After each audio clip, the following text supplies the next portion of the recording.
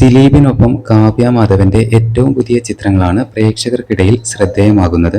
തന്റെ ഇൻസ്റ്റഗ്രാം അക്കൗണ്ടിലൂടെയാണ് നടി ചിത്രങ്ങൾ പങ്കുവച്ചത്.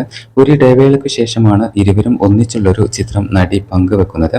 സബീറാണ് ഫോട്ടോഗ്രാഫർ.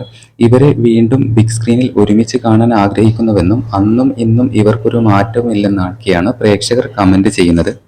അതുപോലെ തന്നെ മലയാളിത്തം തുളുമ്പുന്ന മുഖശ്രീയുമായി ആരാധകരുടെ പ്രിയങ്കരിയായി മാറിയ താരമാണ് കാവ്യ മാധവൻ.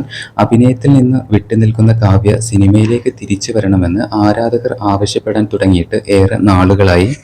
2016 റിലീസ് ചെയ്ത പിന്നെയും എന്ന അടൂർ ഗോപാലകൃഷ്ണൻ ചിത്രത്തിലാണ് കാവ്യ അവസാനമായി അഭിനയിച്ചത്.